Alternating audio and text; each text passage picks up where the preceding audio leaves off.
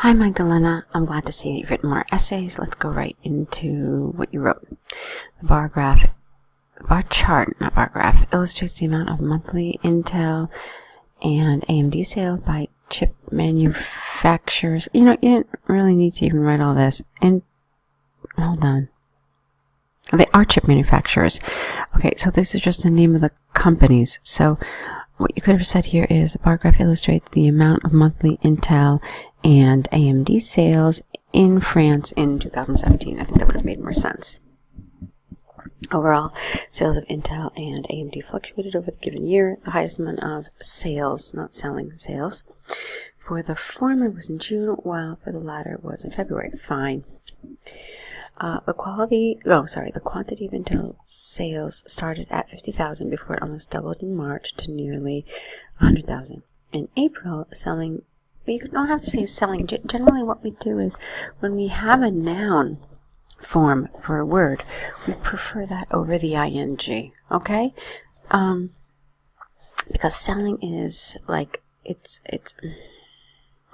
the act of selling, but that's not what we're concerned about. We're concerned about the actual sales, like the purchases, how many times one of these things was bought, okay? So what you want to say here is in April, sales dipped significantly to around 30,000, and then in just 2 months rose considerably to their highest level, because again, we're using the word sales, at approximately 130,000 in June.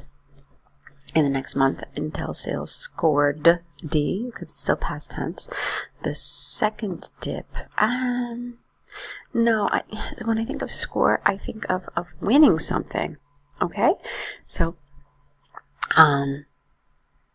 if you tell me there's a dip, then it's not really scoring, okay? It earned, or it fell, or something, okay? Okay, from August to October, Intel sold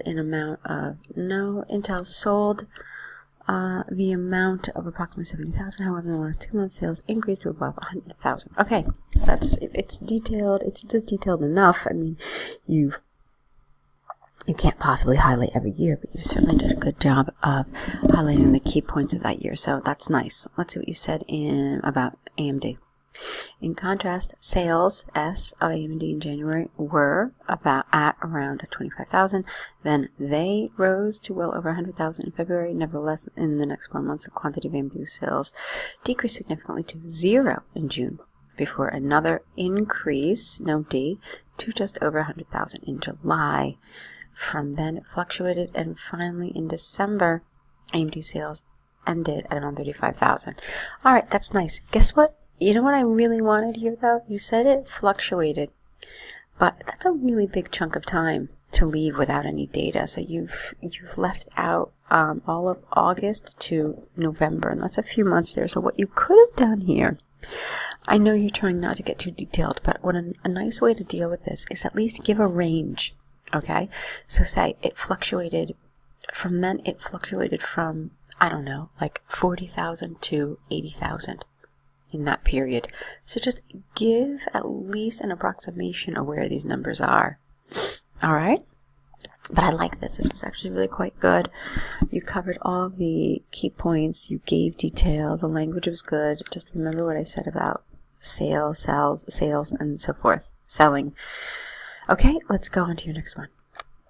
Okay, here it is. Some people believe that employment over the age of 60 is not right and creates lots of problems, so people should retire after 60 and not work. Okay. In many countries, employment is prolonged and people often stay at work after they turn 60 years old. Although it is thought by some people that this situation generates many issues and people after 60 should not work anymore, other people consider that early retirement will be detrimental for an employee and for the job market. In my opinion, I completely disagree that people ought to finish their work when they turn, not their work. There's a difference in meaning here, okay? When you say finish your work, it's as if I have like 10 tasks and I finish those 10 tasks. That's what it means to finish your work. What you want to say here is something different. You want to say is stop working, which just means in general to no longer work, okay? So there's a little difference in those expressions. But other than that, it's nice. There are some persuasive arguments in favor of retirement after turning 60. Firstly, many years of working in the same job can be a treadmill and cause burnout. You don't need the ing here. Office workers Here we go. Workers who do the same job for many years might be a good example. I don't know what you mean. You've given me an example of an office worker, but you haven't told me why this is a good example. Don't assume that the reader knows what you're talking about or why an office worker would be a good example. Okay?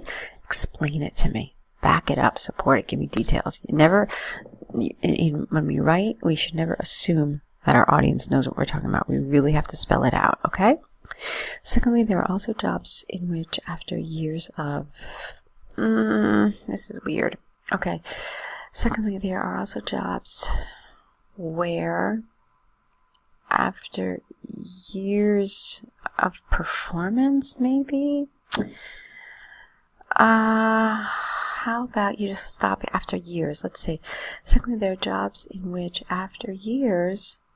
the employee's health could be damaged. I think it's implied that you mean of doing that job. So I would leave it out. Like teachers who have problems with their voice. Alright, now this is not a full sentence. So you could have linked them. I mean, it's not such a long sentence that it can't be linked. So it could have said, secondly, there are jobs in which after years, employees' health could be damaged. Like teachers who have problems with their voice because they exploit it a lot. Alright, you could try that. Or even better would be an example of this is, alright, that would be a nice way to link them. And it's a nice cohesive way to link them as well, okay? Therefore, there are some circumstances in which people who reach the retirement age should stop working. Now, this is really important. I want you to review the difference between stop to work and stop working. There's a huge difference. So, look it up in a good grammar resource, okay? On the other hand, there are strong arguments against not disappearing. No, you can't say that. There are strong arguments against dismissing senior employees from the job market. Yeah, you could say that, I guess. The main reason is that experienced workers S will teach young people by passing on their knowledge to them. Namely, young doctors S will learn required with a D skills only from the expert with many years of experience. Another reason is economic, because countries during the financial crisis need their people to be at work instead of retirement. Therefore, if many people in their 60s stopped working, that would develop issues for the young generation and economic problems for countries. Okay, that's nice. I like that. To sum up, I believe that in some situations, as people after 60 ought to retire, however, a better solution for the job market and for younger workers is when experienced employees stay at their work as long as they want. Nice. I like it, Magdalena. It's structured, it's clear, it's supported for the most part, except for that one or two areas where you didn't really support your argument. But on the whole, it was good. You know what, little grammar things though, like you're missing tons of S's, so definitely be a little careful with some of those things. And also, yes, you're missing a lot of S's, and I think there were some articles missing. So those are some areas of grammar that I want you to review, as well as this whole stop working versus stop to work. Alright, on the whole, you've written some nice essays today.